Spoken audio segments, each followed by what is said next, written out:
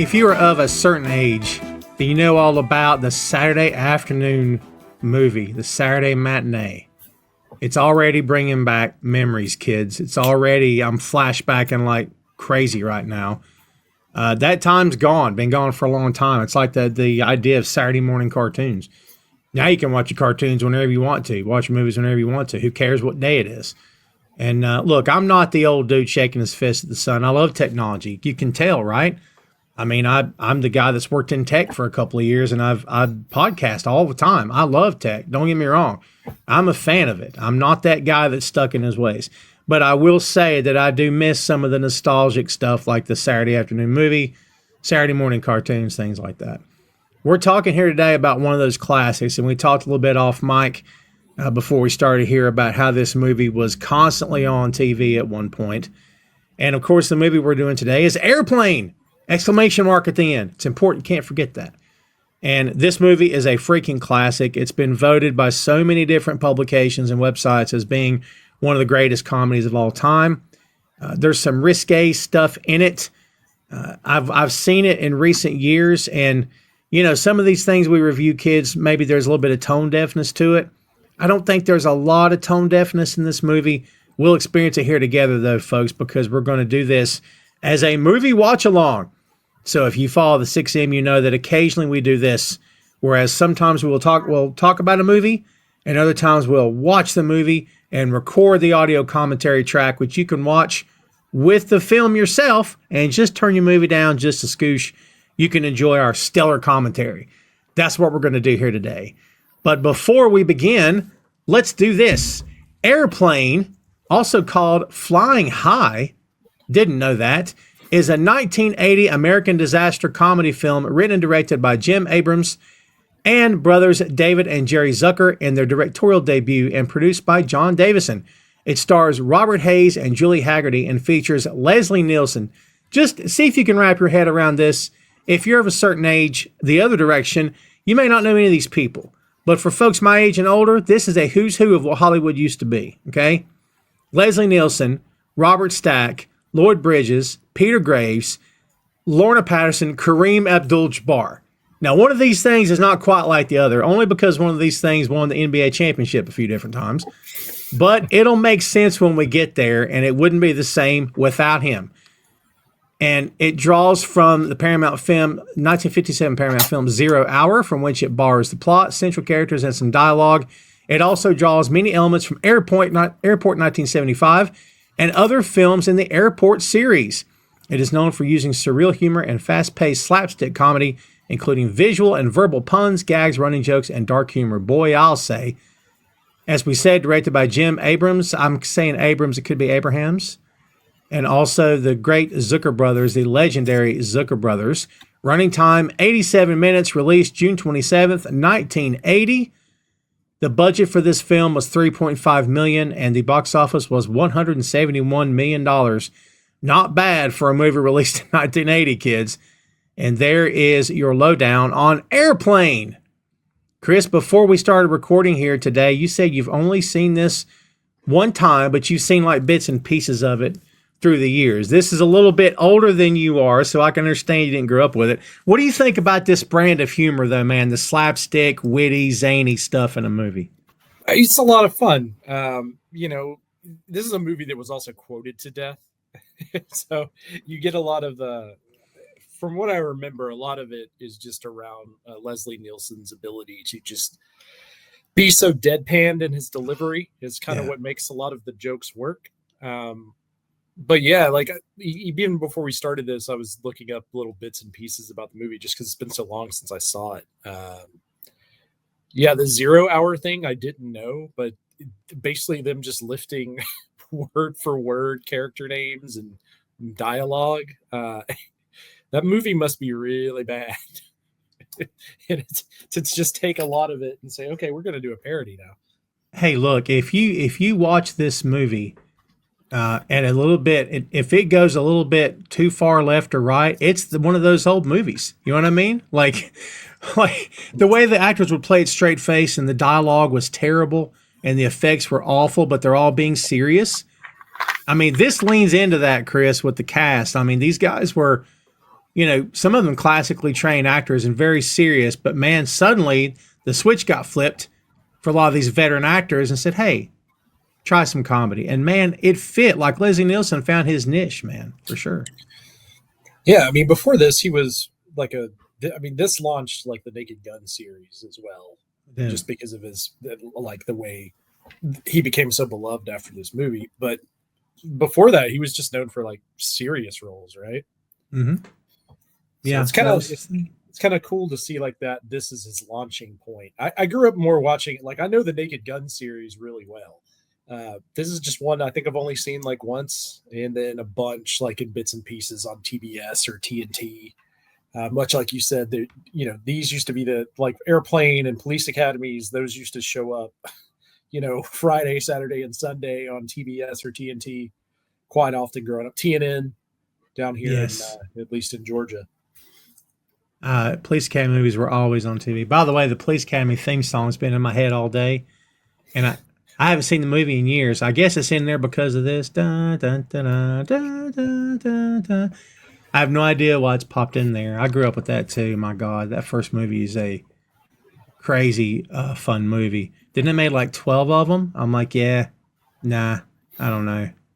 I don't know. Did you talk about the budget for this film? Yeah, 3 million, or yeah, 3.5 million. Wow, this got to be one of the most profitable movies of all time. Got to be. 3.5 million. It made 170 million worldwide. Isn't that crazy? I would call that knocking it out of the park. I would say I can't even. Yeah, and I wonder what 3.5 million is in 1980 money. Probably 30 million, maybe 40 million, perhaps. Probably something like that. We can figure that out. Let's see. We'll pull up there's fun inflation calculators on the net that I use quite often just to see, just to have a laugh. Let's see. When did the movie come out? 1980. Mm-hmm. And then we want to say 225. This would be interesting to see. If I can remember how many zeros are in 3 million. I can't help you. I've never had to write that in a checkbook before, buddy. It looks like right now, with accumulated inflation of 287.2%. Wow. It would be. This calculator may be wrong, but it looks like about, if you round up, $12 million. Wow, not as big as I thought it would be. Interesting. Well, listen, when you got 3 million, 12, what's the difference, honestly? For people like us, I don't know what we're talking about. You know what I mean? You might as well just make up numbers. There was a weird meme I saw, not a meme, but this short video of a guy saying, someone explained to me why we don't just say 1E1. It's 22. It's 33. Why is it not 1E1, right? Like, that's not bad. I like that a lot. But, we don't say that. We say 11. But you know what? That's fine. All right, kids. We're going to try not to get too goofy on you here. I'm recovering after a 3-day sickness. So we'll see if I can make it through this without falling asleep. How about that? So, folks, Chris is watching on the Amazon Prime. I am not watching on the Amazon Prime, but we're going to attempt to link up at this point. If you are watching along with us, we are going to drop markers as we go, as we always do. Right now, we both have black screens, but when we hit play, it's going to go from black to the old-fashioned blue and white Paramount logo very quickly, okay? You're only going to have like a moment of black, and then boom, it's off to the races. So if you have anything before that, you may want to pick up your pace, get it to where we are, and then we're going to count you in and be ready to go. All right? Just quick heads up, it is not on Paramount Plus, even though it is a Paramount classic. So you will have to, if you want to watch it on Amazon, I had to purchase it. I think it was like $4 for the Ultra HD. Look, don't even get me started on how weird these studios and the rights and all that crap is. It is insane. I can't tell how many times we've gone. Well, like today, we've gone to do something and can't find it anywhere. And I've got every streamer that exists and none of them, right? But like you said, weird places and not available other places. By the way, Max just unloaded all the Looney Tunes. They're gone. I'm like, Max is a Warner Brothers company. What are y'all doing? Poof, gone. I think a lot of that stuff is on Tubi and Pluto, though, right? I heard that, but like again, Yeah. when you think Warner Brothers, you think Bugs Bunny. Come on, man, what are we doing? Anyway, speak. And I'm wearing a Zeppelin T-shirt. Talk about rights and who owns what. They got music's got it too. All right, folks, we're going to count you down. We're going to do. We don't want to lethal weapon you too much, so we're going to go 1, 2, 3. We're going to 1, 2. Go on 3. So when I say 1, 2, and when I say 3, I'll say go on 3, and then boom, we're ready. All right, folks, everybody get ready. Get your volume where it needs to be. And remember, you can always pause this if you need to. We can't, but you can, right? So try to follow along. Here we go, kids. 1, 2, go on 3. I've already got the logo on my screen. Same. I think we hit it perfect. Hopefully, we shall see. By the way, kids, if you're going to listen to us as you watch the film, turn on your closed captioning. That way that you don't miss any dialogue. We're going to tell you what they say, but you may want to hear it. Do you remember, like, at the beginning of Paramount Films, when you'd rent a movie, it would have, like, this collage put together of other Paramount films you should watch with, like, they would throw, like, Huey Lewis and the News behind it. That sounds very familiar. By the way, do you like this Jaws opening? Yes. Very much of his time. Was Jaws in I want to say Jaws was 77 with Star Wars. Am I wrong or right? That sounds right. I will find the exact year Jaws for you. By the way, I love how the font is big and bold and dramatic and harkens to those other airport films. Big. Jaws would have been 1975. Jaws 2, 1978. We don't talk about that. But Jaws 1 in 75, I was 2 years ahead. Wow. Look at that busy airport, Chris. You've flown all over the country, man. You've been in the air a heck of a lot more than I have. That's for sure. Which one is this LA? Yep. By the way, here's some trivia for you, kids. This white zone and red zone shtick that they have going back and forth is fantastic. Yes, so I read that this is all ad-libbed between a husband and his wife. Mm-hmm. A lot of the parking stuff is the gag. So this is one of the few things that's not like actually written dialogue. It's just them going back and forth. And it's the same voice artist that the airport actually used at Los Angeles. So they found the same man and woman and they did it. Very cool. Good old. They were also married to each other in real life. How you like that? That's funny. Very cool.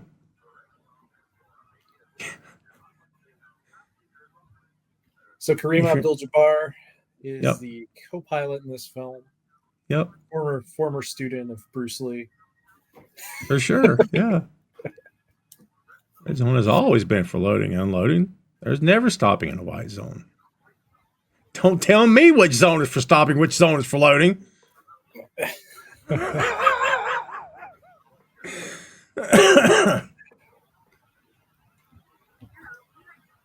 I did the thing where I have the closed captions like super extra large again on accident. Yeah. Did you? Yes. You can always adjust if you have to and then pop back in. Let's see if I could. I should be able to do it on the fly here. Hopefully. By the way, kids, this movie is very much product of its time, if you can't tell. I mean, we just had a dude take a metal arm off and put it on the... But that's not what I was saying. It's the religious time when you have all these folks handing out flowers and pamphlets and stuff. It's like the Moonies and, Jehovah's Witnesses and all that stuff. So they're very much capitalizing on that in this movie, too. I do love, Amazon's X-Ray is really nice. It is. Down all of the different actors, even if they're just character actors in scenes. There's Robert Hayes, who shouldn't be flying a plane because he evidently can't drive a car. By the way, I don't want to blow it for everybody, but I'm pretty sure he leaves that dude there the entire film. Yeah. I don't think there's ever a resolution on that. Yeah. the infamous Zucker brothers. My God, those guys are freaking legends, dude.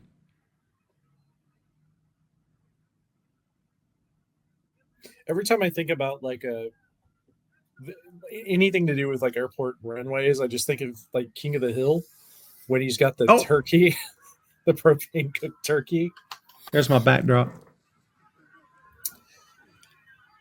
Yeah, continue. My bad. Yeah, the propane cooked turkey. He's got it wrapped, and they have the bomb sniffing dogs come out for the turkey, and they blow the turkey up, and it flies all over the window.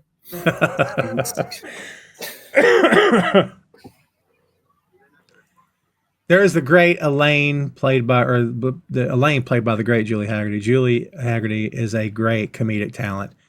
She was born to be in comedies, Chris. That very innocent, dim-witted thing that she can really pull off. She's on that new Matlock series. She portrays Matlock's sister, and she's fantastic, by the way. I've been wanting to check that out because I've heard it's really good. Oh, dude. Nothing like what you expect. Nothing like what you expect. It's very, very good, actually. It doesn't hurt that the... I like how we have porn mags just right there for everybody to look at. Look, it says wacky material. I don't think I ever remembered that. I always like the names of these mags. Robert Graves. That's a pretty funny one. Box Lunch. Yes.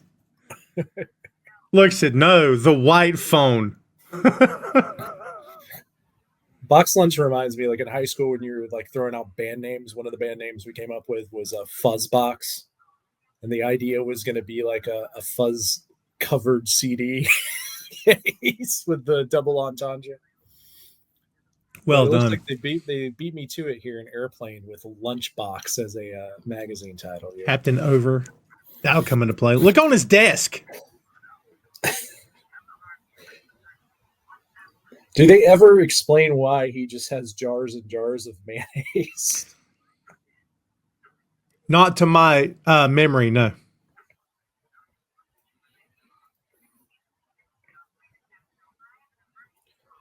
You don't really see that many like very slapstick comedies anymore in today's age. Like I can't, like you think of like your Young Frankensteins or Blazing Saddles or this, where you have like a lot of other gags happening besides just the dialogue. Like you don't really see that often anymore. I think they're hard to pull off, honestly, because like it's like a comedy wrestler. Like if you don't have timing, if you're not sure of yourself, if you go out there half-hearted, if the jokes don't land, no one's going to care. I think slapstick movies are not the easiest things to do. Like in that scene that we just saw where they're loading up the stretcher, I'm pretty sure that it's a bottle of vodka like hooked to the IV, just kind of like in the background. That's great. You know what kind of sucks about watching this in real time? We miss all the jokes because like it's rapid fire. Well, I'm kind of eagle-eyeing it because, like I said, I've only seen this all the way through probably once or twice. So it's Elaine been a long time. Elaine is already referencing Ted Stryker. Ted Stryker's past issues. But we don't find out what they are until Ted begins telling his story. And, buddy, when he does, look out. This airline is Trans-American, I think.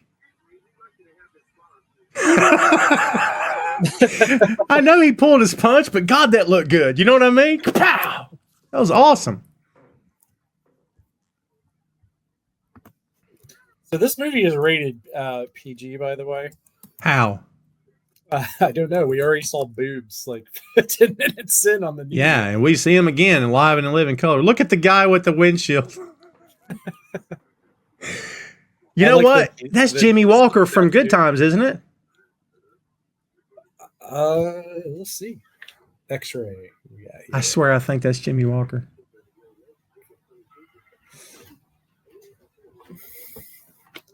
I think he's like checking the oil. Yeah.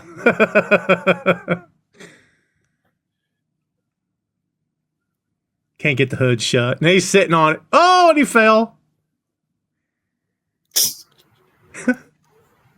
Kids, if you're still with us, Kareem Abdul-Jabbar just walked into the cockpit. Oh, hi, Roger. Glad to have you aboard. Victor, this is Roger Murdoch. Hey, dear Roger. Nice to meet you. And there's the other guy.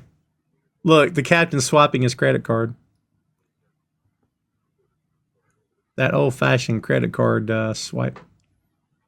Trans-American Airlines are no longer in business, right? Am I crazy on that? I'm going to be honest with you. I actually thought it was a gag for the movie. I didn't think it was a real airline. Was it? But you have Trans-International Airlines. Uh-huh. Call sign is Trans-America. Oh. Parent I'm sure. 1968 to 1986. So this doesn't matter. It's not relevant to the film at all. Sure. But it's just fine. Curious. Ceased operations in September of 1986. That was Jimmy Walker as the windshield wiper man, by the way. There's that smoking boarding pass.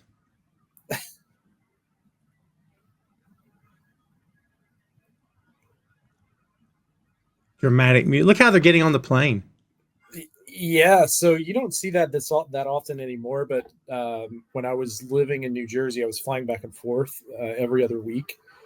In the plane from Atlanta to New York, you loaded like that. It was a smaller plane, which is one by one row. So you would load on one of those. It was always like kind of nerve wracking because you're like, is this thing just going to fall out of the air once we get going? But yeah, you don't see that very often unless you're flying somewhere like kind of like Newport News, for instance, is a fairly smaller airport, so they send some smaller planes through like that. By the way, kids, this is Norman Alexander and Al White as the first and second Jive dudes. I didn't write that. You know, I guess if you want to take offense to this, you could, but I don't think they're doing anything. Of course, I'm the white guy. Maybe we shouldn't take the white guy's opinion for that, but it's funny how he's already seen Elaine, but now he sees her as if he's never seen her. Why is he getting on the the plot premise of this? Why is he getting on the plane again? Did I miss that? So he's all right. So let's see. She broke off the relationship with him before the flight from LA to Chicago. He got on the plane to win her back. Okay. All right. Yeah. So I'm following. No, I've been nervous lots of times. There's where the double entendre of words comes into effect. You see what I mean about this? Like glass, like IV. What is? Yeah. And I think that's the kid from the Love Boat. Captain Stuving's youngest daughter. Pretty sure that's her. Look at this. It's like they're at the train station. Yep, look. There's the conductor. Better get on board, son. Come on. 209er. This thing's going to roll with him and that door open, isn't it? Yep. Do you ever see the Where the Buffalo Roam, the Bill Murray portrayal of Hunter S. Thompson? I have never seen that. How is it? It's pretty good. There's one scene where he's like in the hospital and he's got the IV thing with wild turkey hooked up to it and a straw like running down where the IV would be. And every time I see that kid, that's what I think is going on, but I'm pretty sure that's not the case. That's funny. Huh? Huh? Every time he says Roger. It's such a stupid gag, but it's so effective. Roger. What's our vector, Victor? That's fun. I don't care who you are. That's fun. Huh? Why's that so funny? By the way, a gag that ages extremely well is the Who's on First bit with Abbott and Costello. It is, it ages so well. It's this, like you can't, Yeah, it'll lose you halfway through. They are phenomenal, man. Some of these bits hold up. It doesn't matter what year it is, man. Yeah, I mean that bit was like that's exactly what I was about to say. Is this is the who's on first bit, but Yeah. just using actual names. Yeah. I haven't flown for a long time. God, that plane's moving. My God.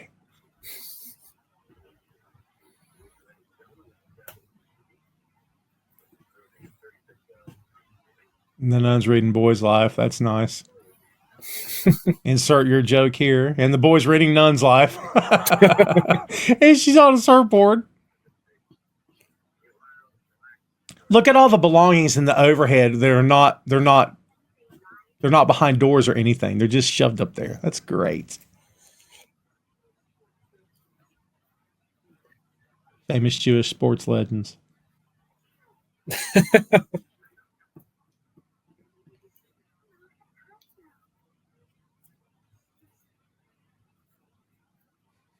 They just fit together. I guess it's because I've seen this movie my whole life. But if you saw those two in real life, you just assume they're a couple because they just look like they fit together. I could see that. Like if they were actually brother and sister and eating at a restaurant, you would assume that they were a couple. Oh, yeah.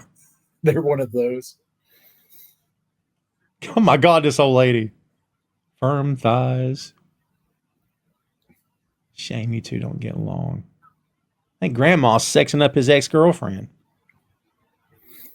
For whatever reason, that just made me think of Beavis and Butthead Do America, that where they're sitting next to the old lady. It's just like, yeah, tons of slots in Las Vegas. I got some slots here too. All right. Yeah, we did. That's in the archives, kids. Go check out that.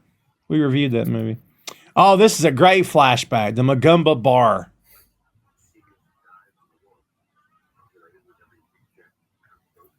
Look at him. It's worse than Detroit.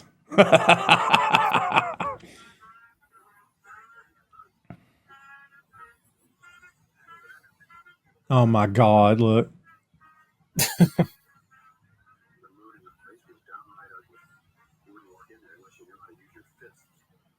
Oh, I remember this.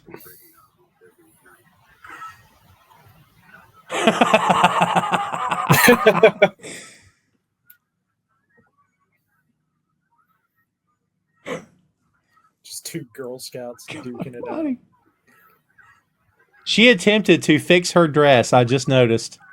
Yes. Or like her top. Like, you're a stuntman. You don't want to do that. What are you doing? They both were having near wardrobe malfunctions on that yeah, that scene there. God, that's a good looking punch, buddy.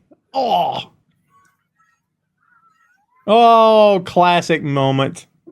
Head in the jukebox. And of course, what's it play? Cue the Bee Gees. Cue the Bee Gees. Look at this guy.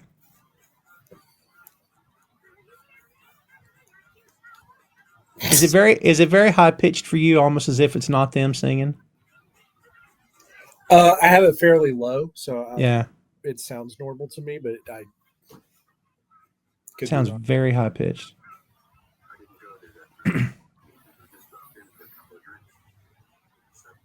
First time he saw Elaine. Let's get to it. There she is. I wonder if it has a little bit of the Alvin and Chipmunks, like where you speed up a record or a vinyl. It could, because it sounds faster than the original. Because they're trying to get through the scene. Here's a nice little tidbit. Aero Mexico. Didn't know that was a flight or a airline. Aero Mexico was the only airline to buy this movie for their in-flight entertainment. That's wonderful. Better than the Twilight Zone, I guess. Oh, dude, yeah. Man, that Twilight Zone movie. Who was it in the airplane? Was it was Lithgow? Wasn't it in the airplane? I believe so. Yeah, John dude, Lithgow. That haunted me for years. When he opens it up at that one point and that thing's shaking the finger at him, I said, "Oh my freaking God, I'm dead! Like, kill me now, man." You know me; I don't do the horror too much. Yes, it was John Lithgow. So. Yeah, that one still sticks with you, and you see it. That's something that has been spoofed many times as well over the years. Yeah, it's the makeup job was very well done. Of course, we're doing the Saturday Night Fever here thing, and I love how the scallywags and ne'er-do-wells and thieves and cooks and Yeah, very much criminals a lot of like. they're all dancing along. Very much feels like it definitely feels a lot like a Mel Brooks film. It does actually, yeah.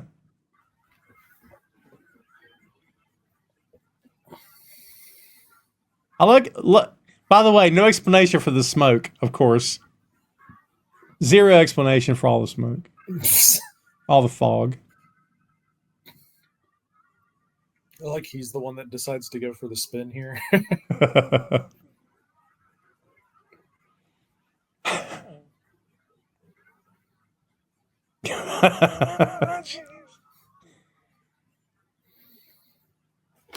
Just random machine gun sound effects. Yeah. Kids, they're still dancing on the floor if you're still following us. Now he's doing that Russian dance. I'm sure this is called something, but I don't know what it's called. The Zangief dance from Street Fighter 2. Is that what it is? No, but he does. If you beat the game with Zangief, he does the dance with whoever the leader of Russia was at the time.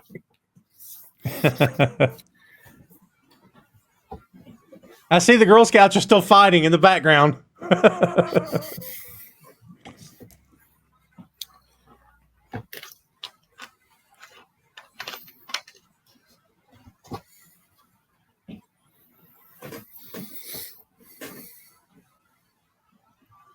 Disco ball doesn't spin forever, kids. Eventually, party comes to an end.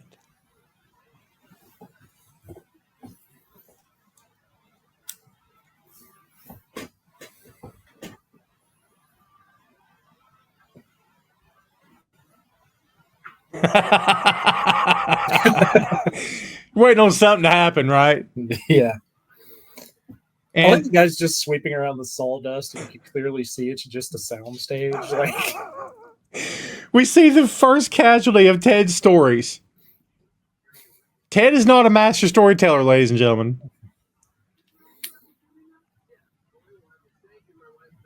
Steak and the fish. Kids, this comes into play heavily. Don't forget this. You have two options, the steak or the fish.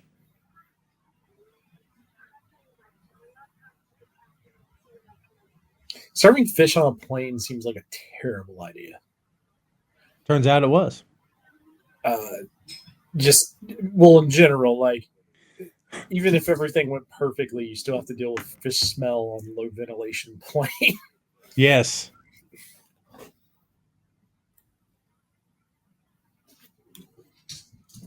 Oh, this is good.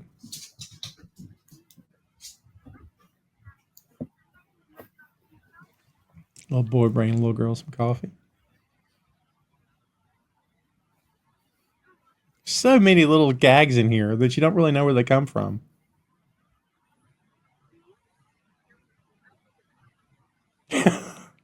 Wow. By the way, kids, Staying Alive was sped up by 10% for the dance scene in the movie. Permission from the Bee Gees had to be obtained to speed it up. Okay, so it was what I thought. So that, I mean, but that's also why your ears heard it more high pitched. It's the old Alvin and Chipmunks effect. Take any vinyl, speed it up. Sounds like Alvin and the Chipmunks. It's true. Really funny with something like Iron Man. Yeah. I used to do that as a kid too. I would put. Suddenly the Mick Jagger Michael Jackson record State of Shock just jumped into my head because I would put that vinyl. I put that vinyl on fast. Why that just popped in there, I have no idea. I used to love those storybook vinyls. I did too. Do you remember you get like the book and it came with like a little 45? A little 45. And then you would like, they had pretty much anything you can think of. I had like the Gremlins ones. They were broken into 5 parts. That was cool. I think I talked about that during the Gremlins episode. Actually. We did actually. But Yeah, I wish they would bring those back. That'd be something as an adult I would like to have. Yeah, same. You can go buy your childhood on eBay, man. If you got the money, they got the time. Yeah, it'd be nice to have like a real, like for popular things like the Gremlins or whatever, to have some re-releases of those that are like in really nice condition. By the way, Because I still have some of my old ones. really, mine are all gone, man. I wish I still had them. You ever made it out on the beach there, Chris? Have you? Covered in seaweed. Look at that. There's live fish beside their head. I've never seen that before. That was great. Was that old joke? There is a woman lying on the bed, the beach with no arms, no legs.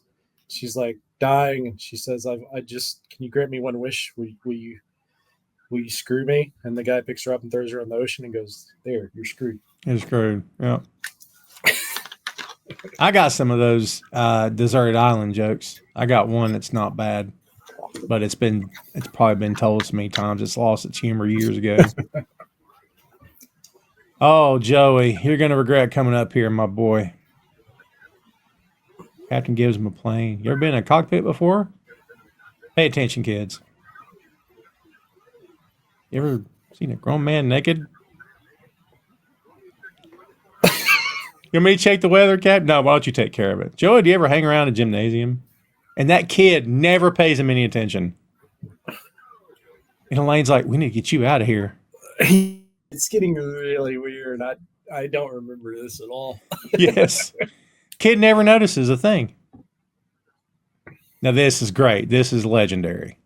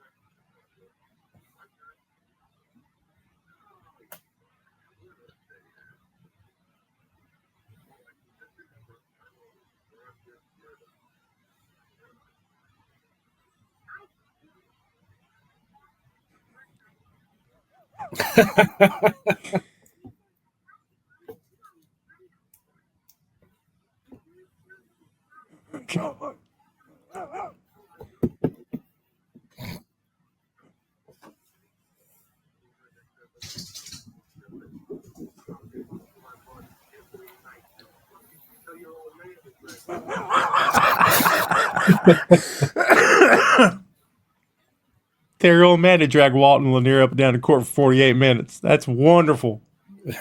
You like movies about gladiators. He won't stop. It's creepy, dude. It's very creepy. I think that's the last one. If that means anything to anybody, I think that was the last one. I love how Kareem was just undercover, pretending to not be himself. That's a great bit. I really wish they wouldn't have canceled Winning Time. I was really enjoying that. Oh, same.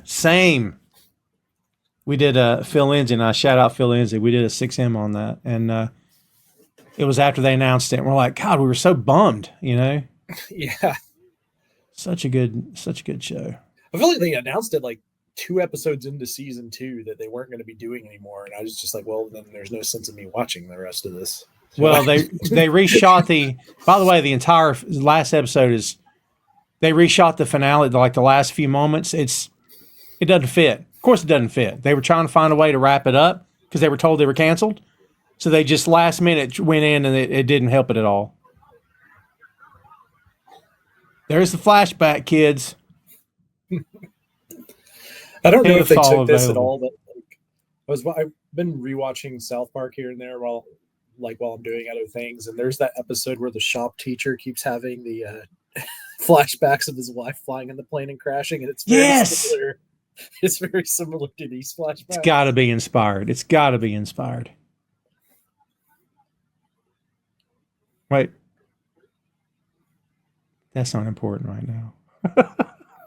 They do that all through the movie. Hospital, what is it? It's a big building with patients and doctors, but that's not important right now.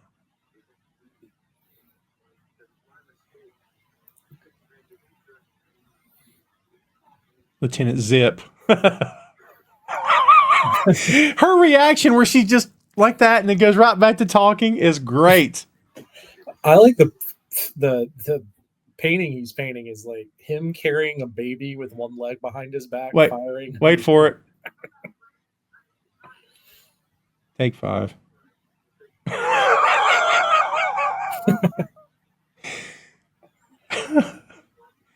Oh.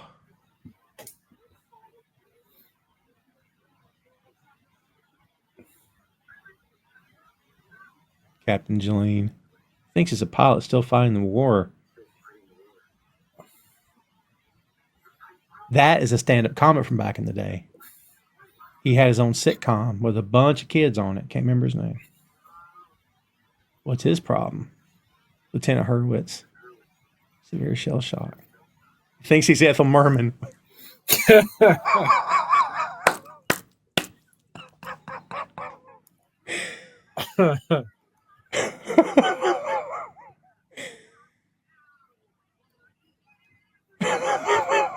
don't know why it's so funny to me. I've always loved that bit. He thinks he's Ethel Merman. These jokes, there's no complexity to these jokes, man. They're very, very simple. But like, to your earlier question, I think it's just hard. Like, it doesn't look hard. But, you know, I've seen plenty of slapsticky kind of movies. Like, that crew that did all the rip-off of the Scream movies and they did the comic book parody. Like, basically, whenever a movie got big, they do a parody of it. And it usually had the same little core of actors in it. You know what I'm talking about. Yeah, the Wayans brothers doing the Scary Movie franchise. Is that? Dude, it's not for me. It's like, for me, a lot of those jokes aren't landing. I'm like, I don't know. I mean, I get there's an audience for it, but I think that's a good example of sometimes this stuff doesn't land, man. There was like a little comeback there where they were doing those parody movies, like Scary Movie, and then like Not Another Teen Movie was one. Like all of those kind of came out from like, let's say 2000 to 2010. There was a big. But see, those still those don't feel like this or like a Mel Brooks movie. Mm-hmm. The Ethel Merman joke is weird because even at like by this time she hadn't really done anything recent.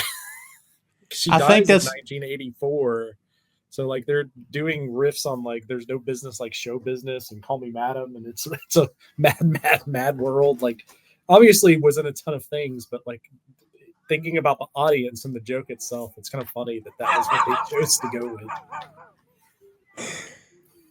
No explanation for that guy hanging upside down. By the way, it's made 1980, but it feels like it wasn't supposed to be 1980. They're all very much still wearing 70s clothes, which I guess was kind of the point. You know what I mean?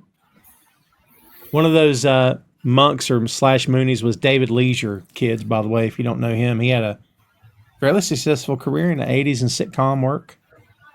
He was also on those Isuzu commercials. Look at the mom. She's all into it.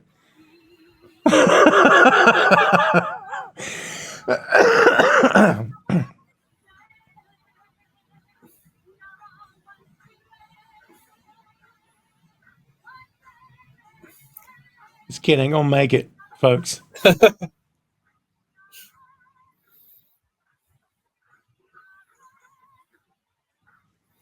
Plane's pretty happy.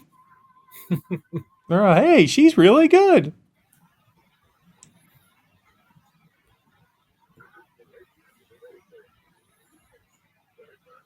My wife was getting ready. We were going to go somewhere one evening. And the bit happens in a little while where Nielsen comes in and he goes, I just want to tell you both good luck. We're all counting on you. So I open the door and I go, I just want to tell you good luck. We're all counting on you. And I shut the door and I waited like 5-10 minutes and I came back and did it again. By the third time, she is furious with me. All right? Furious. I'm like, you know what sucks is you don't get this joke. I should be furious with you, you know. Remember how I said not a lot of this ages poorly? I was wrong. Something here doesn't age very well. Still not as bad as Ace Ventura: Pet Detective 2. Yeah.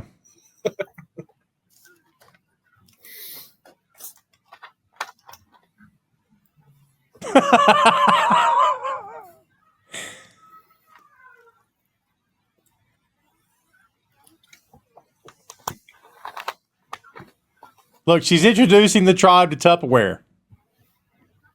Supperware. My mom had so much Tupperware when I was a kid, dude.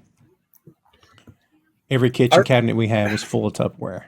So I think I was at the tail end of when people would still throw Tupperware parties as a kid, because I remember like those being hosted. My grandma used to sell like, what is it, home interior, or God, I can't remember the name of the product. Basically, it was like little doodads for your house, like these little tiny glass vases, and yeah, she would do that and host those parties, and then they would like co-host those with people slinging Tupperware or Mary Kay. Avon. Yeah. You don't see as much of that today, but that was that was still a thing even in the 90s where people were throwing these parties. Yeah. Pyramid schemes to try to get your friends to buy Avon or Tupperware. You're talking about how much money this movie made, by the way? The first 2 days of the movie's gross covered its entire production budget. The first 2 days, they covered their budget. It was crazy seeing just how, like, when that popped up, that it was 170 million. Wait, this is when the drinking problem started. I love that gag. I don't know why I love it so much. Uh-oh. Look, wait for it. Oh! And we know that actor. I can't remember his name, but he's been in everything. He's still working, still acting today.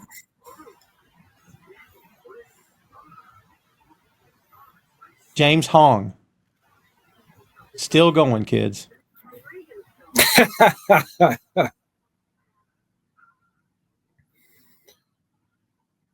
I haven't felt this awful since I saw that Reagan film. Airsick? Oh, God. Joey's back.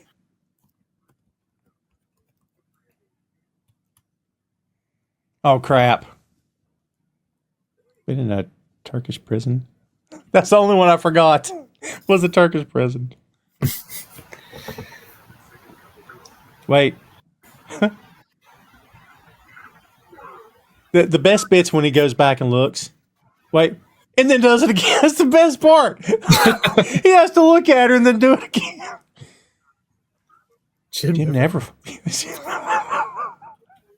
She's like wondering what's wrong with her husband. I think the man sitting next to me is a doctor. Wait for it.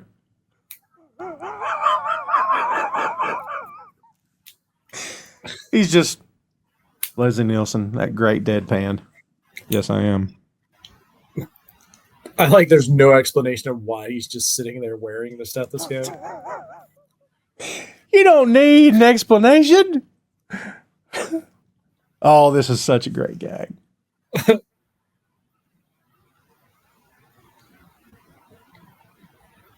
You know what makes this work is that he's so obviously palming it like a magician would. Yeah. That's funny to me that they're not even trying to hide it. That's the best part of the bit. It's obviously a gag, but they just lean into it. Wait.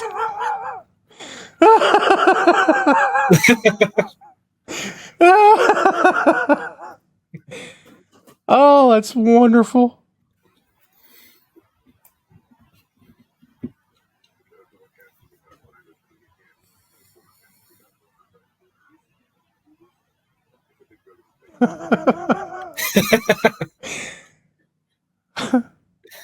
What is it? It's a big building with patients. Great.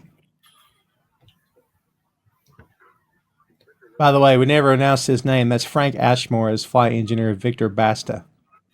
Victor's not faring too well, kids. Yeah. Look, Kareem's like, oh, crap. I'm not feeling great. Yeah. It's funny that they name drop Dramamine. That stuff does work pretty good. It's awesome. If you get like seasick or car sick.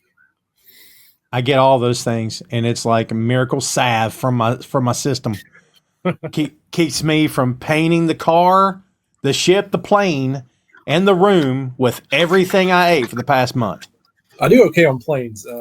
Boats, not so much. Yeah, I have to have it for everything. I can't fly, sail, drive. I just forget it. Look, he's got his goggles on out of nowhere. Look, wait for it. Look. For no good reason. Oh, that's great. I like how you never see the back end of the plane because some dude's moving it with a stick. So you can't show the whole thing. You just show the front part of it, you know. The Anita Bryant concert.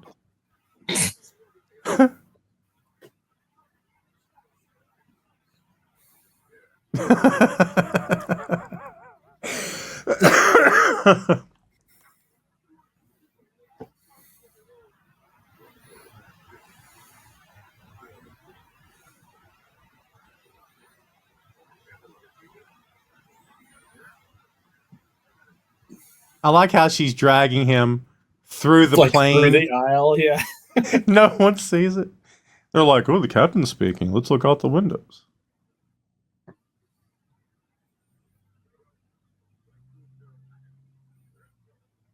There is some great old school headphones. They don't look very comfortable, but they look awesome.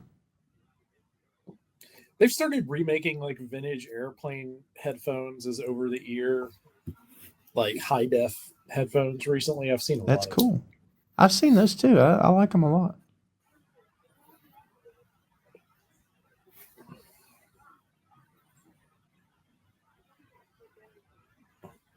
you never want the other person to go, you know. That's never good. By the way, Leslie Nielsen was thrilled to get this role. He was tired of having to play the elderly grandfather all the time. But the studio originally wanted Dom DeLuise as the doctor. That would have been great. Which would have been great, but I'm glad Nielsen got it. It would have been it would have been a completely different movie. Yeah, for sure. Not in a bad way. It would have just been completely different.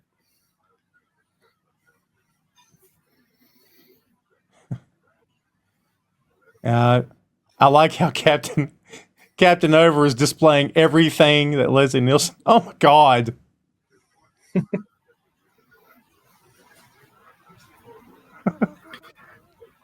It wouldn't be a podcast with me and you if Dom DeLuise didn't come up. And that's fair. I referenced the fact that we still need to do Cannonball Run. That's very fair. There's a gratuitous shot of breast number 2. There's a third one coming, kids. I like the no sex sign underneath the no smoking. But if you're in rows 1 through 12, you're good. But 13 through 51, don't do it. Oh, the infamous automatic pilot. This will definitely come into play later. My God. Here's a good one. In a 2008 interview on the talk show Today, Kareem Abdul-Jabbar told the story of being on a European flight and was asked to sit in an empty seat in the cockpit during takeoff so the crew could say they flew with Roger Murdoch. Wonderful. I hope he did it. That's wonderful. They're like, Kareem, yeah, basketball, yeah. Could you sit up here so you could say we flew with Roger Murdoch? Great. Oh my God, here we go. Now we're talking. Lloyd Bridges. We don't get the dude without Lloyd Bridges, kids. There's the Siamese twins. Just for no reason. Picked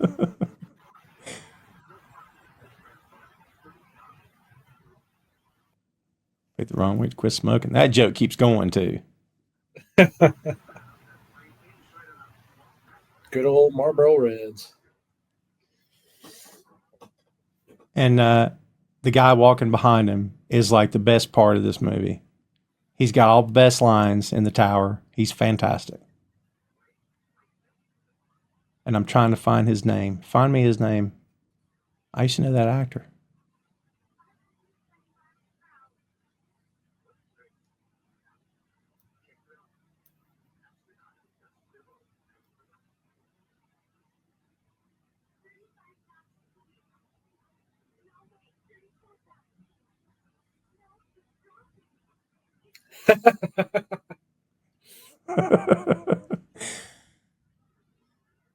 Well, she's got to bring the automatic pilot back to life. So, kids, look, things are about to get weird in this PG-rated film. So get ready, all right? I warned you. If you haven't seen it, you have been warned. The doctor's delivering a baby.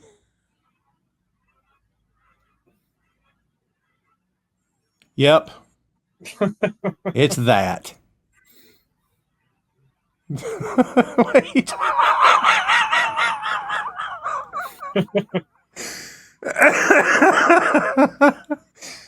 Oh, Nielsen's reaction is great.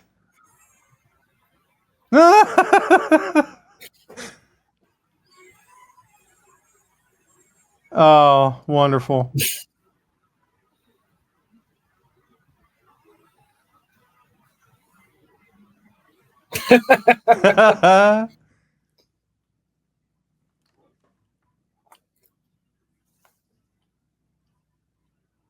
Oh, classic. I like the inflatable pilot also has a cigarette. Yes. Which makes a lot of sense, right? I got to get the name of the guy in the... Oh, it's Steven Stucker is air traffic controller Johnny Henshaw Jacobs. He's the one that's got all the best lines. He was also in the Kentucky Fried Movie. Now, there's an irreverent flick if I've ever seen one. Ted's drinking problem's still going on.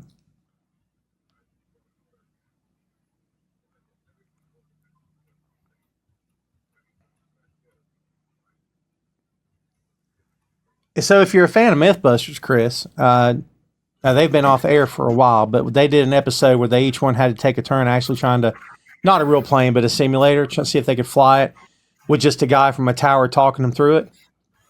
And they threw him through worst case scenarios of everything's failing, right? Right.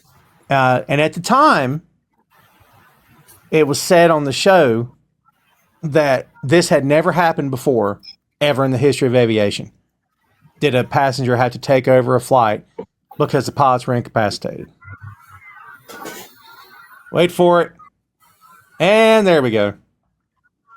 The passengers were just informed that they were out of coffee, kids, by the way, which makes me take my top off, I'll tell you. Oh, look at the car. I forgot about the car. Dude, I've that's my dream car, buddy. Always has been. Did you notice that the nun and the monk immediately start choking each other? Of course. They're waiting on bad news so they can start acting out. I'm telling you.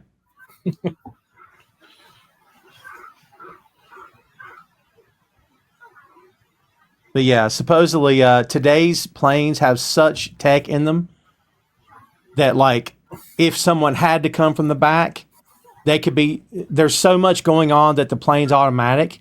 They would barely have to, they'd maybe touch 3 buttons, you'd be good. It would have to be a catastrophic failure of like epic proportions for a plane to go down, which we know it can happen, but still. I think the biggest thing would be landing, right? Like, yeah. But even then, like, supposedly there's so much tech in today's planes that unless you were landing in a cornfield or something, which is possible, I guess, even then, if you had someone in your ear, they could guide you through it. But the great Robert story of like the Gimli glider, where when Canada switched to the metric system, their plane switched over and they miscalculated. These 2 pilots miscalculated like how much fuel they needed to get where they were going. No, and they had to glide this plane basically out of fuel and land in the middle of a racetrack. But it's a pretty crazy story. If you can find it, I think Kevin Smith on the Smodcast, this is years ago, did a retelling of it with Scott Mosier that was pretty. Oh, that's cool. Look at this guy next to Ted. The cockpit, what is it? It's the little room in the front of the plane where the pilots sit, but that's not important right now.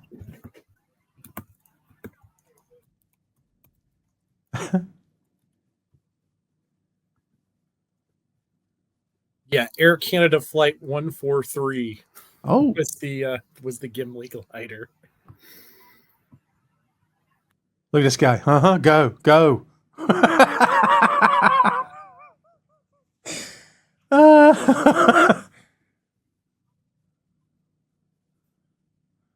I like how he exploded. He didn't burst into flames. He exploded.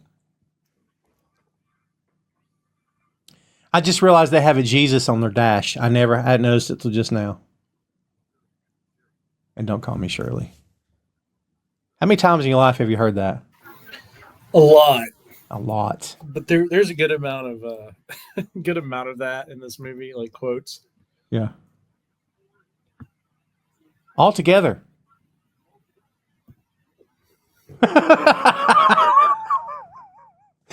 That's such an awkward gag, right? It's an all together. It's a different kind of flying. All together.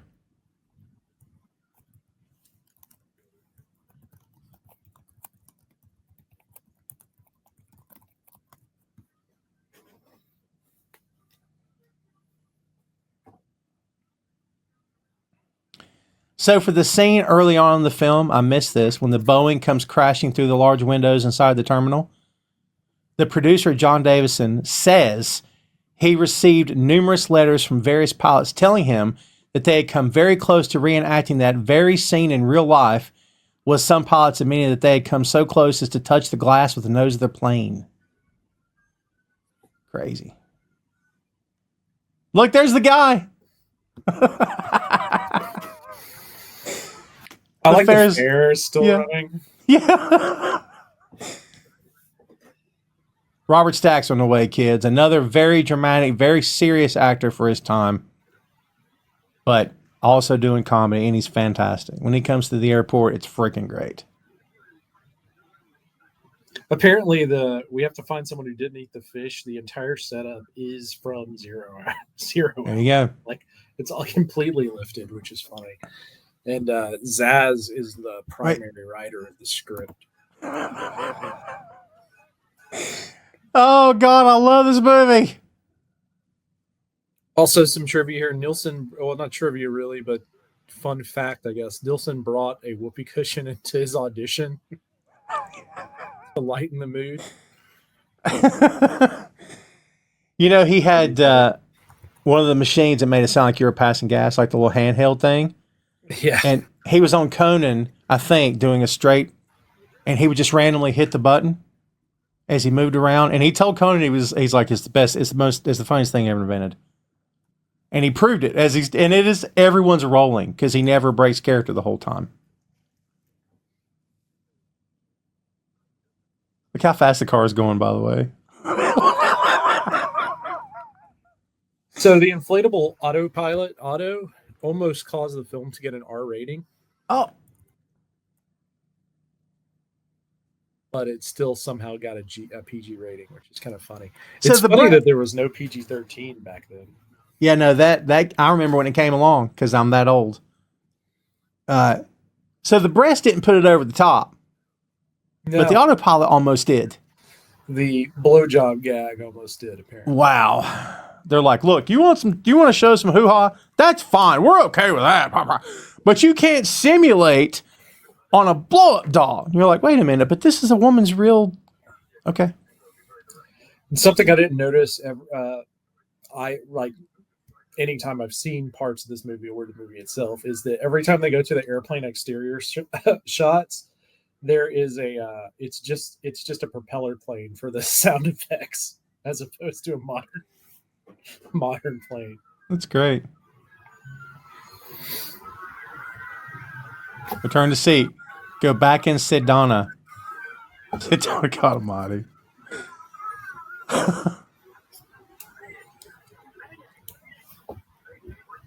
That's the Russian New Year. We'll have a big parade. We'll serve hors d'oeuvres. I love that guy. So this movie is in the U.S. Library of Congress National Film Registry. Not surprised. It was inducted in 2010. So if you want a free rental copy, you can rent that from the National Film Registry. That's pretty awesome. This was taken basically from 0 Hour as well. That's the next movie we need to do is watch this film. Is so straight laced. Crowbar, bat, gun. Robert Stack is the king. Watch this crap, man.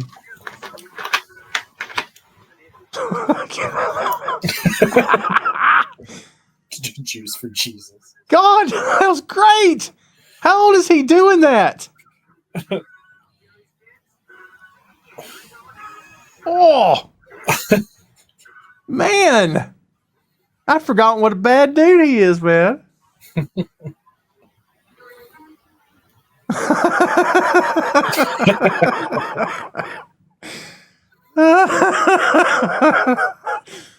Oh, my God. That's wonderful.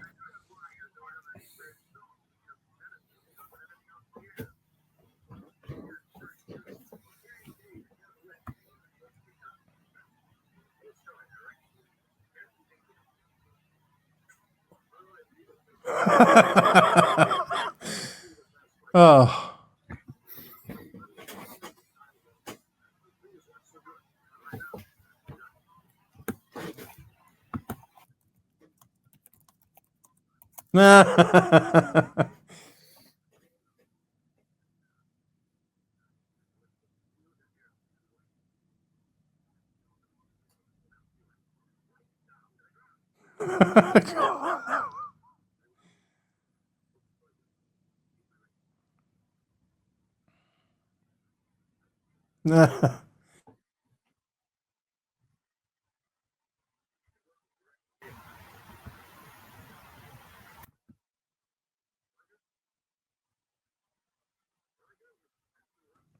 Make a bad day to stop drinking. I had a buddy I grew up with that we quoted these lines back and forth to each other. Constantly. Like, you know, make a bad day to stop methamphetamines. That one's coming. So Kareem Abdul-Jabbar was paid $30,000 for this movie, and he just used that money to buy an Oriental rug. Well, Kareem's a very deep guy. He probably meditated on that rug, too.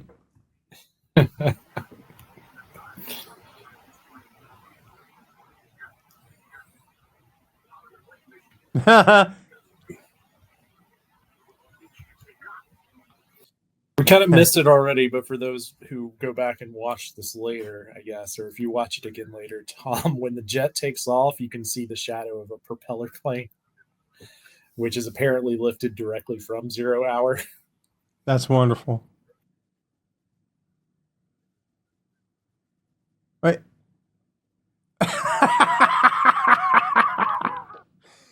Lloyd Bridges knew to go like that.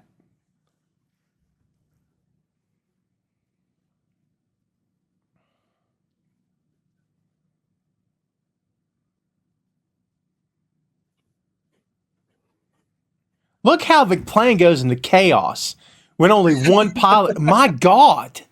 Right?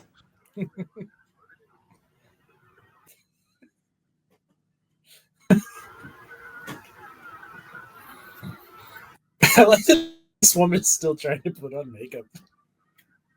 I don't know why that got me. Here's a great moment.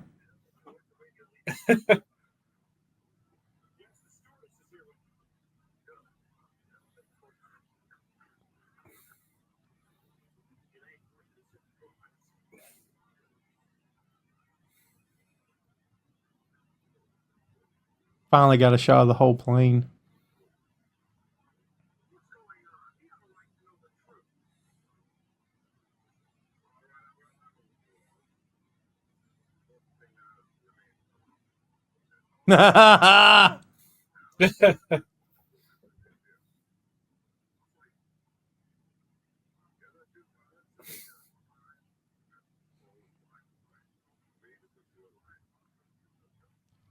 So silly.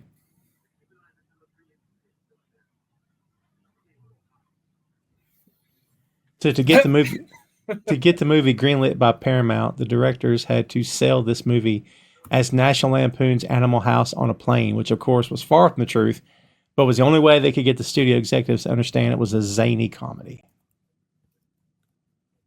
I could totally imagine old stuffy white guys in suits not understanding what a comedy is. Yeah, I could see. I mean, I could see that as well. But I mean, I guess it's easy to be like, give them some comparison, even if it's not. It's like people loved Animal House. We'll just tell them it's Animal House. Yeah. Wait.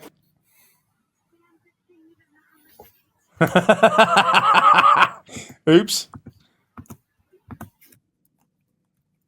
Oh, the Jive guys are here. Kids, it's about to get weird again. Well, it's like the pitch for Star Trek originally was Wagon Train, but in space. Uh-huh. That's great. That's how Gene Roddenberry pitched it to Lucy. By the way, here's Barbara Billingsley, legendary actress, even at this time. And she did some, well, jive-talking.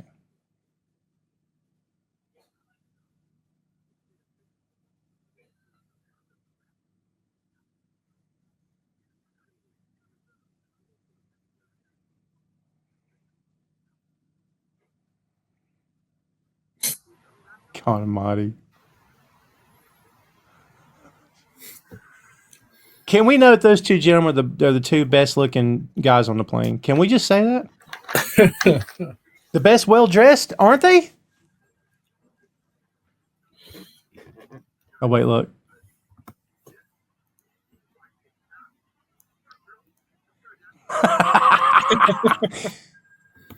Johnny's great.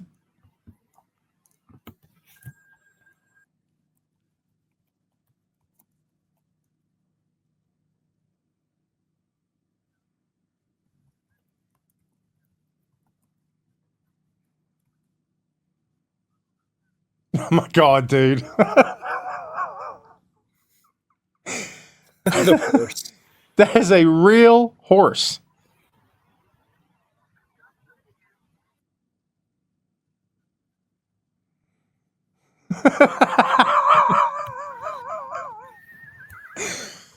Again, PG rated. I'm just saying. You know that they had a laugh track on this movie originally Oh, what a terrible idea that would have been. to basically be a guide to some of the gags because they come so fast paced. That would have been awful. Terrible.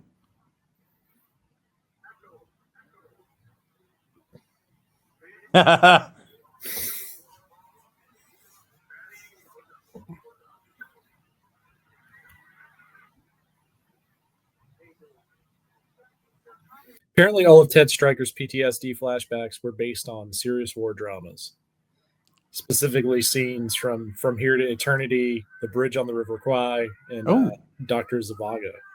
Wow. So, if you're a big film fan and know all of those films very well, you could probably tie them back. Yeah. I think I've seen Bridge on the River Kwai like once. So, yeah, I've seen it once, maybe.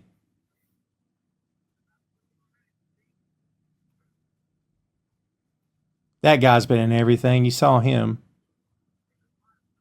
That was Jonathan Banks as Gunnarsson. Oh my God, dude.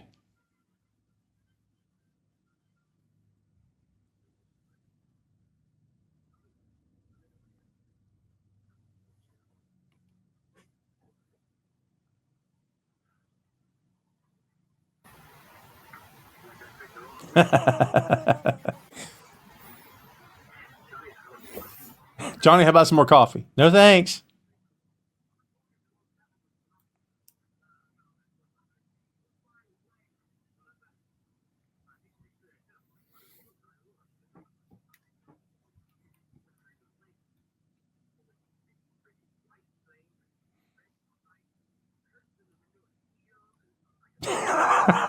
There was a lot happening just now when he spoke. Did you see what one of the microphones was? No, I must have missed. It was like a sex toy of some kind. Again, PG. Yeah. I never knew this film was PG.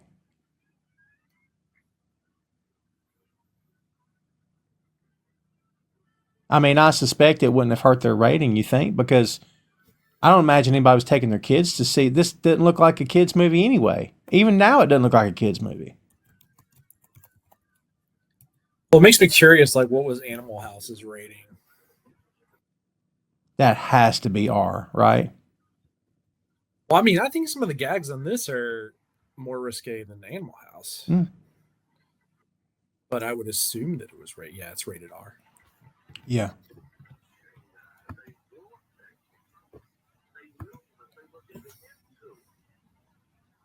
Apparently, when they pitched the movie, they also included a copy of 0 Hour. Jeez, So boy, when they pitched the script, they would include a copy of 0 Hour. Man, they leaned all the way into it, didn't they? Watch this guy.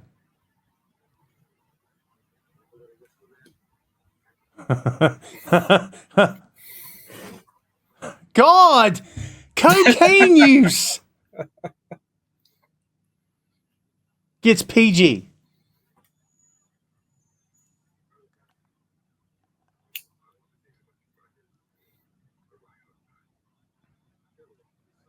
And don't call me Shirley.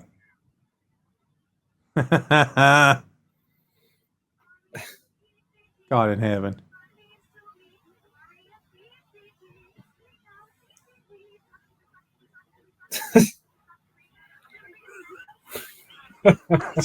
The sound effect of him throwing up was wonderful. Yeah. That's great. You know, I think some of the best comedies, you mentioned Mel Brooks a couple of times.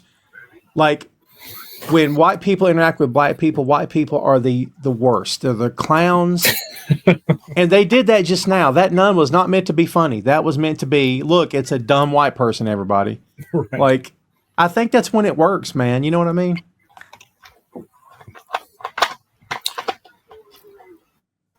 Just the sound effect when they cut outside of the plane, by the way, of the propeller plane. So that's legit. I don't know that I've ever noticed that, but now I can hear it. It makes sense.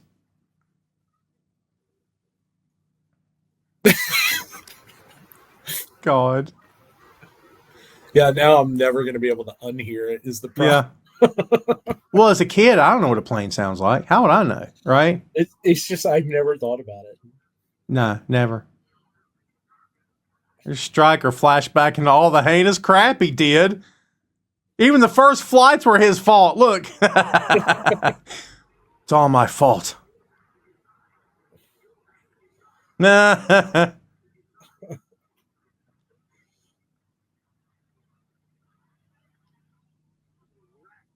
Rats, he says.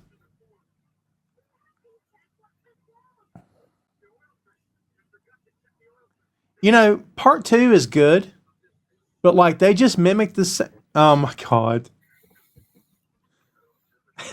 They just mimic the plot from this movie, except they twisted a couple of places. But the thing between him and her, they just mimicked it again.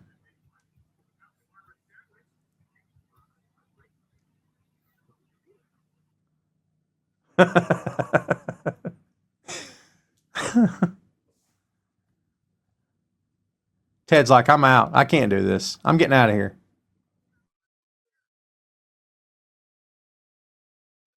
Did you ever see Top Secret? I love Top Secret. Rest in peace, Val Kilmer. Right. I haven't seen in a long time. Yeah, me either. I remember really liking it, though.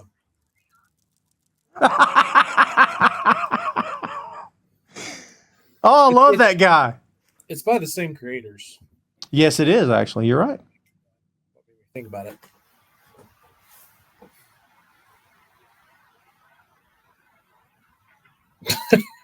His drinking problem.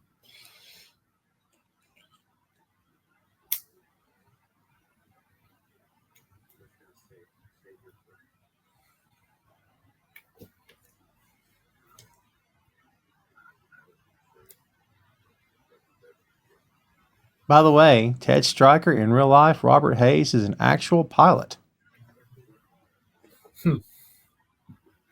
I'd like to be in a plane with him. Go, wait a minute, don't I know you from somewhere? Oh, that's great.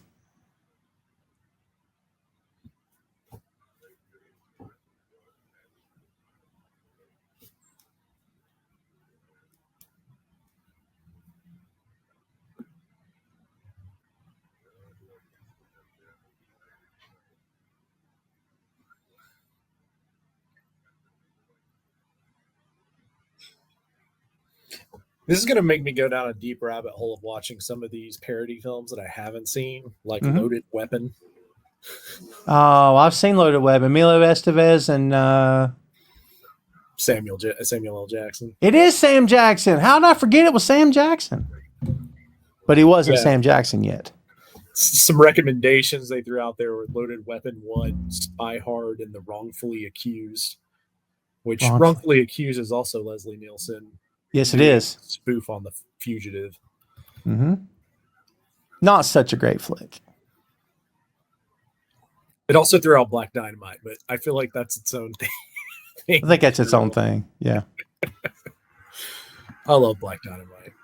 The dog's pet talk got him back up to the cockpit, kids.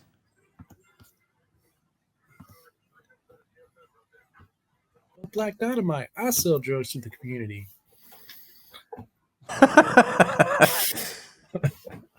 By the way, I don't know if I knew this, but these guys were not behind the sequel to this movie. Someone else did that. How did I know that? I honestly didn't know that there was a sequel to this movie. Yeah, it's not terrible.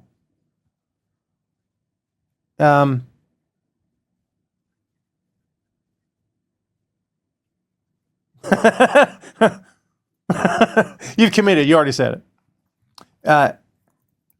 Yeah, they felt that they'd exhausted every airport gag with this movie. I'd have to agree with that.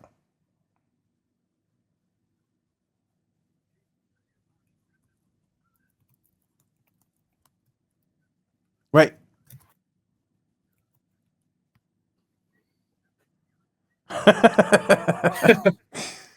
By the way, most of Johnny's lines were ad-libbed. That even makes it funnier, I'm telling you.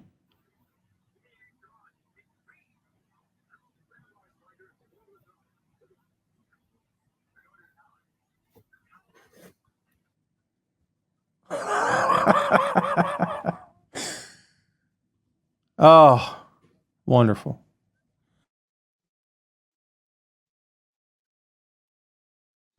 So because Paramount owned the rights, they're the ones who went through the sequel. The original creators didn't want to do the sequel, like you were saying. They figured they'd already hit all the jokes. Mm-hmm.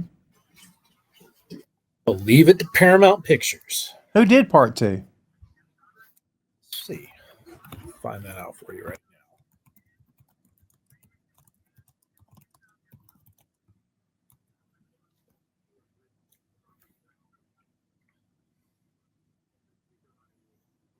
Ken Finkelman. Ken Finkelman, who did The Newsroom in Grease 2. That sounds like a made-up name. Well, Grease 2 is awful. So I'm sorry, I'm not a fan of Grease 1. I'm just saying. It's not for me. He did The Newsroom, which is like kind of like a mockumentary, a Canadian mockumentary. Have you ever seen that? Yeah, that first part, like all the dudes are like 31 and they're playing 17-year-old kids. All right. Wait. Sure. And plus it's a very date rapey movie, Grease is. You know what I mean? Very I don't know if I'd call it date rapey. Dude, it's basically like well, she's not going to do it, but I'm going to make her do it because she's going to do it for me because, all right. When she feels pressure to do it.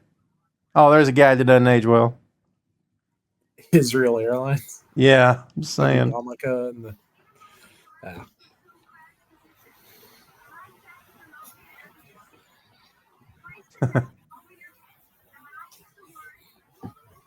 Well, Grease 2 is even worse. So, is it? Airplane 2 is anything like Grease 2. Well, not in the sense of it being date rapey, but okay. Like, the plot itself is like he wants to learn how to ride a motorcycle. So, like 30 minutes of the movie is him riding around the field on an old Harley trying to learn how to ride a motorcycle. Also, the music's not as good as Grease 1. It's that's a very skippable flick. But it was written by the same person who wrote and directed Airplane 2.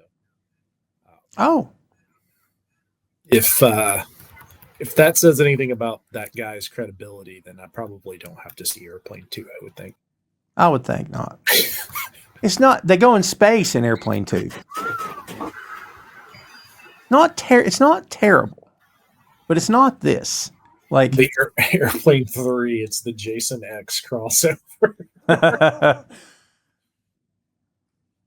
Yeah, like again, man. Like I think you gotta have the right creators, the right script, the right jokes, and it's got to be.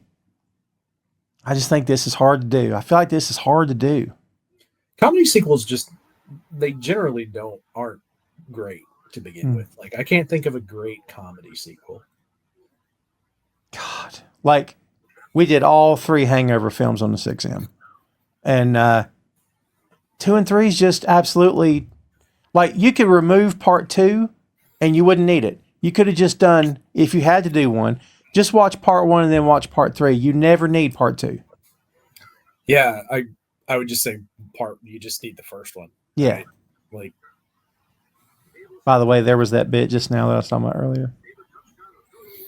So good luck, Raw County. Yeah, I picked the wrong week to stop smoking bit that he changes throughout the film. Apparently, those lines are ad-libbed, but because it did so well with test audiences, they just let him do a bunch of different ones. That's great.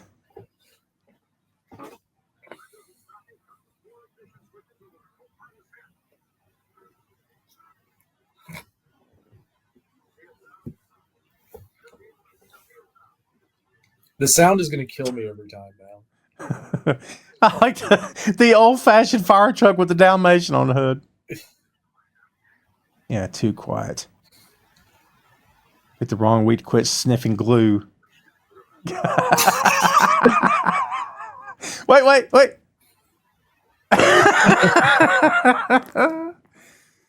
Oh, love it.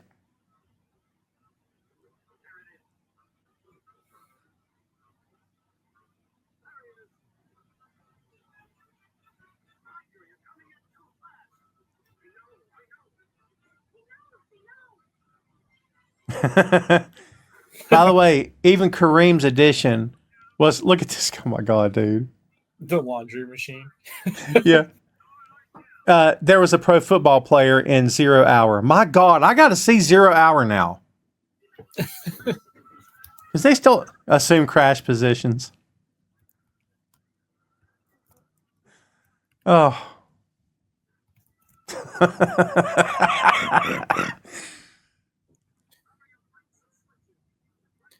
Well, you'll get O.J. Simpson in Naked Gun, so they fall back on that a little bit in the Naked Gun. Yeah, back when he was just O.J. Simpson. Right. Back before, he got away with murder. I'm sorry, he got away with murder. I don't think you're gonna put that one at this point. I don't know. People tend to argue everything, don't they? Yeah. There's still some nut jobs that believe we never landed on the moon. Yes, we landed on the moon. Friggin' wackadoodles. The way you said that just made me think of Dumb and Dumber. What? We landed on the moon. Yeah. No way. Yeah. We've never done Dumb and Dumber, I don't think. That is a great... I don't think we have. Have we? I don't know. That's definitely a movie that didn't need a sequel either. Have we? Dude, I've done a lot of movies on this show. Uh-oh.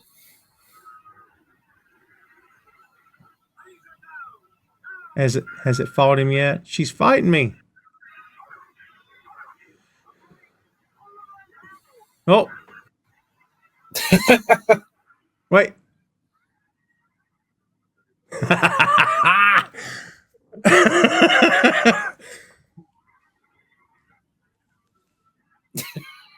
The sweat gag. Arriving at gate 8. Gate 9. Gate 10. He says, pulling the lever, push a button. They're out of stuff to tell him.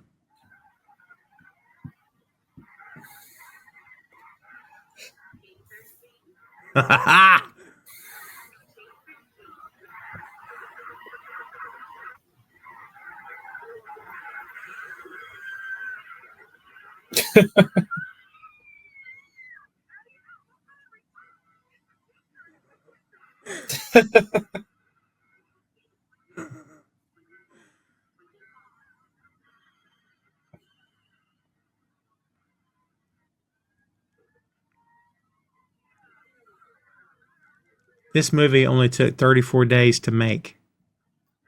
That's kind of crazy to think about. Yeah. Sorry. The phone booths were great. I didn't mean to talk over it.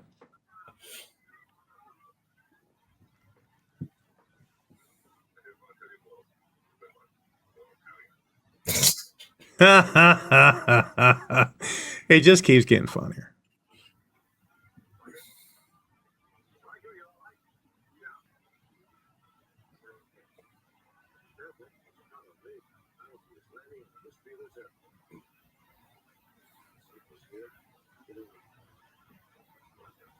According to Sir Christopher Lee, he was originally offered Leslie Nielsen's role and he turned it down. And he described it as a huge mistake. I would say so. Have a nice day. Thanks for flying. If any of them got paid in royalties for this film, it definitely was a huge mistake. Because this movie, like I said, was on all the time. Yeah, right. Stack's still talking. Yeah, there's no one there.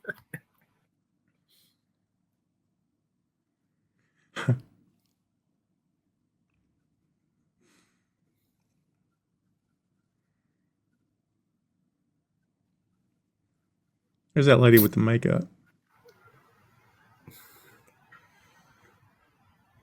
Did she have like clown rodeo makeup? Who has red and green makeup in their bag? What is she, the Joker? What's going on? The hubcap. Yeah. Just randomly.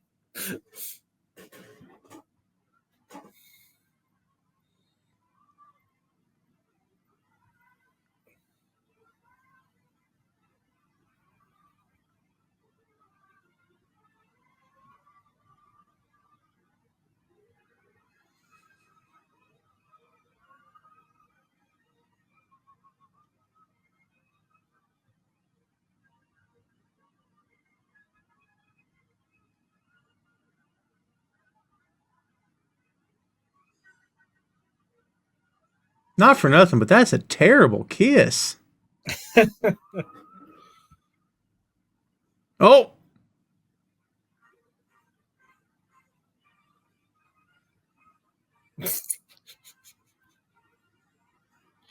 I like how the music got really bad and the high-pitched squealing singing.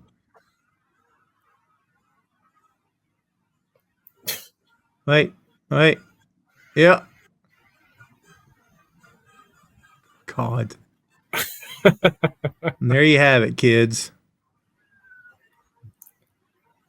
They put Otto, the autopilot. He's in the credits, by the way, of this movie. I love the font. The font makes it even better.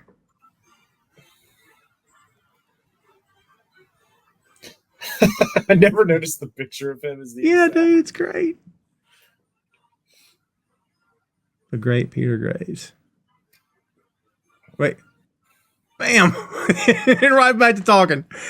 Oh, she's still funny, man. Yeah. This movie was just as good as I remembered it. Like I said, I've seen it once. This is probably the first time in about 20 years. So. Wow. Such a classic. Holds up. It does, doesn't it? I mean, there's a few little, but there's plenty of movies from this time frame that does not hold up. Like this one does, I feel like. Like RoboCop 2. RoboCop 2. We promise never to talk about that again. This was a much more fun watch along. By the way, don't quote me, but wasn't the 80s when this started happening? They didn't do this in the 70s, did they? I don't think. Maybe occasionally where they'd show the cast and show them as the movie went off. Maybe they did. I don't know. I feel like you would see some of that even before this. Randomly, maybe. Well, there you go, kids. By the way, even in the credits, they've played around with you a little bit, and they've included things like a guy who did a lot of stuff, and they'll just put random gags all through the credits. They did it even at the end of the film. So, yeah. Like I said, you get Otto as a the man in Taxi, for instance. Yeah, Cocaine lady.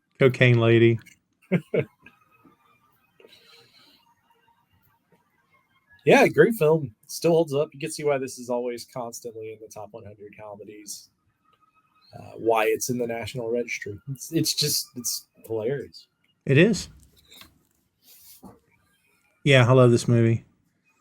Well, kids, there you have it. There's the airplane with the exclamation mark. Not to be confused with 0 Hour, right? Yeah, 0 Hour, the next film we do. Well, supposedly they made this because they watched it. They had it on the background. The Zucker brothers did, and found it so unintentionally hilarious that they said, "We got to do this. Let's just make our own airplane movie." And that's how this was born. So apparently, it must be pretty cringe in terms of it being unintentionally funny.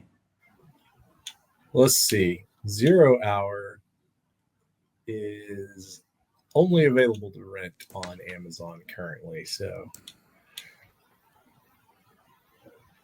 if you're into 0 Hour, you're going to have to pay $2.99.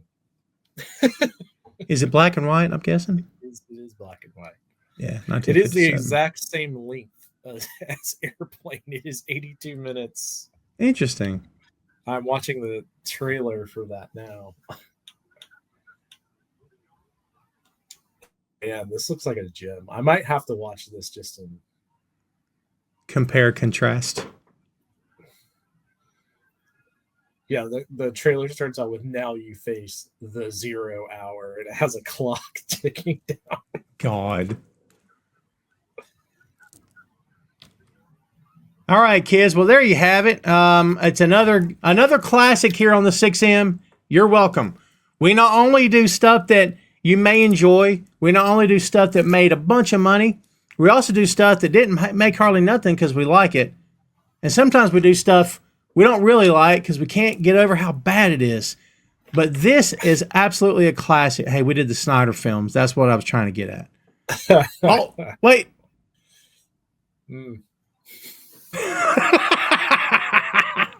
I forgot all about the old guy at the end. That was wonderful. Well, I'll give him another 20 minutes, but that's it. That's great stuff. Yeah, as we said, kids, this is a classic. We hope you enjoyed it. Watch along with the film. I've actually used some of the audio commentary to watch along with the film just to see how, you know what I mean? I don't know why. It has nothing to do with the sound of my voice. It's just about the fun, we have on the show. So I enjoy doing it. So hopefully you guys will like it out there as well. Please check it out if you haven't done so yet. Like I said, just turn down the volume on the movie and just enjoy us because, we're funny and stuff. So why not? Chris, before we get out of here, let's get your last word on Airplane. Great movie. I wish more this kind of slapstickish humor nowadays. I think that, we're kind of missing it. Maybe we'll get some Spinal Tap that's coming out. So I'm looking forward to that. I'm here for that. I actually can't wait for that movie to come out. I don't know how you messed that up. I guess anything's possible. I shouldn't say that too loud. Something bad will happen. But I don't know. I just don't know how you mess it up. But we shall see. Kids, that's going to do it for us. Stay tuned for a lot more. There's always more to come. New episodes of the 6M every week. Don't miss it. We'll be back again real soon. Airplane 2 may or may not ever happen on this show. We'll see. I never say never.